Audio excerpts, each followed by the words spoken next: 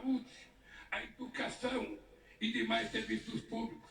Desigualdade entre a criança que frequenta a melhor escola particular e a criança que engraxa sapato na rodoviária sem escola e sem futuro.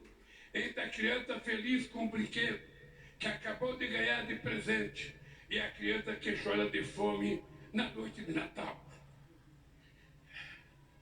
Desigualdade entre quem joga comida fora e quem só se alimenta das sobras. É inadmissível que os 5% mais ricos deste país detenham a mesma fatia de renda que os demais 95% de pessoas. Que 6 bilionários brasileiros têm uma riqueza equivalente ao patrimônio dos 100 milhões mais pobres do país. Que um trabalhador ou uma trabalhadora que ganha um salário mínimo mensal leve 19 anos para receber o equivalente a que um super rico recebe em um único mês. E não adianta subir o vidro do automóvel de luxo para não ver nossos irmãos que se amontoam debaixo dos viadutos, carentes de tudo. A realidade salta aos olhos em cada esquina. Minhas amigas e meus amigos, é inaceitável que continuemos a conviver com o preconceito, a discriminação e o racismo. Somos um povo de muitas cores e todas devem ter os mesmos direitos e oportunidades. Ninguém será cidadão ou cidadã de segunda classe. Ninguém terá mais ou menos amparo do Estado. Ninguém será obrigado a enfrentar mais ou menos obstáculos apenas pela cor da sua pele.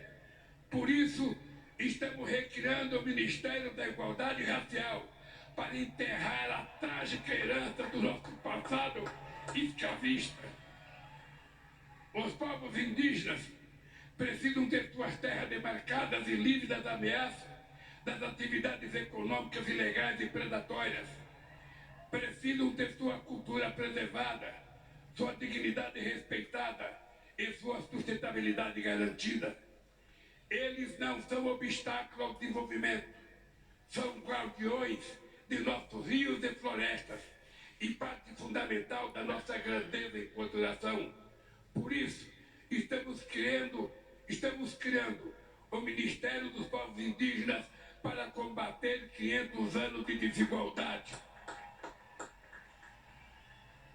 Não podemos continuar a conviver com a odiosa pressão imposta às mulheres, submetidas diariamente à violência nas ruas e dentro de suas próprias casas. É inadmissível que continue a receber salários inferiores aos dos homens, quando no exercício de uma mesma função, elas precisam conquistar cada vez mais espaço nas instâncias decisórias deste país, na política, na economia, em todas as áreas estratégicas. As mulheres devem ser o que elas quiserem ser, devem estar onde quiserem estar. Por isso, estamos trazendo de volta o Ministério das Mulheres.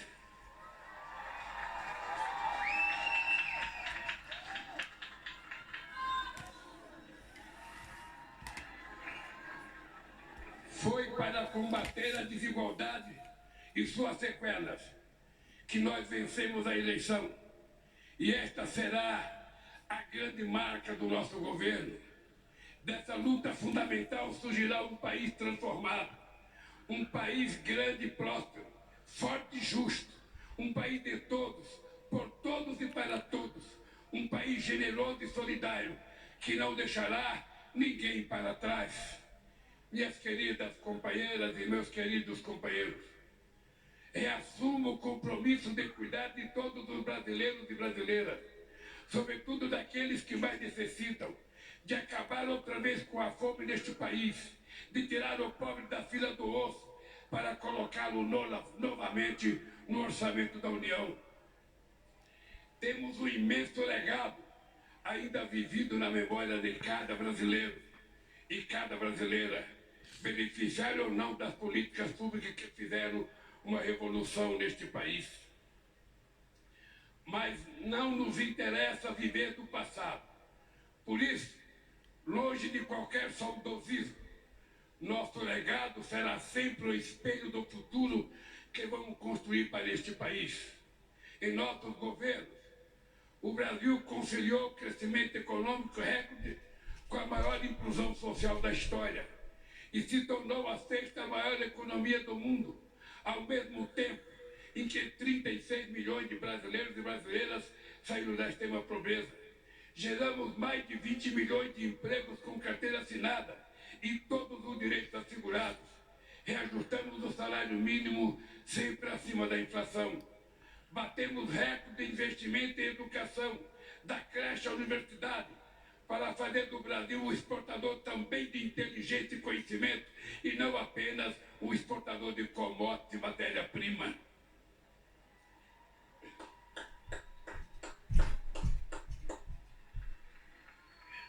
Nós, mais que dobramos o número de estudantes no ensino superior e abrimos a porta das universidades para a juventude pobre deste país, jovens brancos, negros e indígenas, para que o diploma universitário era um sonho inalcançável, tornarem-se doutores. Combatemos um dos grandes focos de desigualdade, o acesso à saúde, porque o direito à vida não pode ser refém da quantidade de dinheiro que se tem no banco. Fizemos uma farmácia popular que forneceu medicamentos a quem mais precisava, e o Mais Médicos, que levou atendimento a cerca de 60 milhões de brasileiros e brasileiras nas periferias das grandes cidades e nos pontos mais remotos do Brasil. Criamos o Brasil Sorridente para cuidar da saúde bucal de todos os brasileiros e brasileiras. Fortalecemos o nosso Sistema Único de Saúde e quero aproveitar para fazer um agradecimento especial aos profissionais do SUS pela grandiosidade do trabalho durante a pandemia.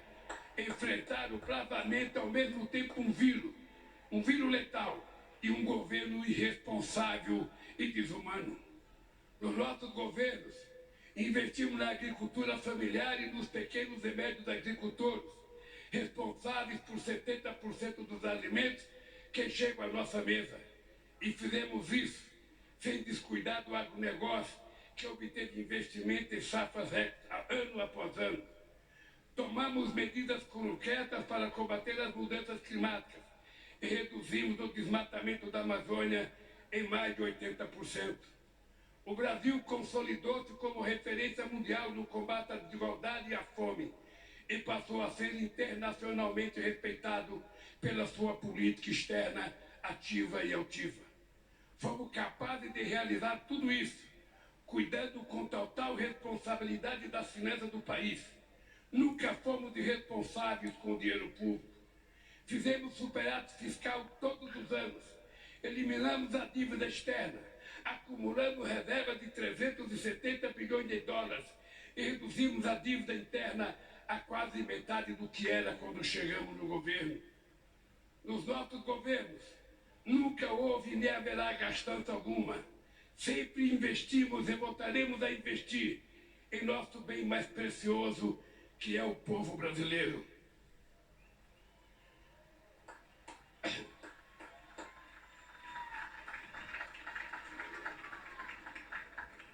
Infelizmente, muito do que construímos em 13 anos foi destruído em menos da metade desse tempo. Primeiro, pelo golpe contra a presidenta Dilma em 2016. E, na sequência, pelos 4 anos de um governo de destruição nacional, cujo legado a história jamais perdoará. 700 mil brasileiros e brasileiras mortos pelo Covid-19. 125 milhões sofrendo algum grau de insegurança alimentar, de moderada a muito grave, e 33 milhões passando fome. Esses são apenas alguns números, que na verdade não são apenas números, estatísticas e indicadores. São pessoas, homens, mulheres e crianças, vítimas de um desgoverno, afinal derrotado pelo povo no histórico 30 de outubro de 2000.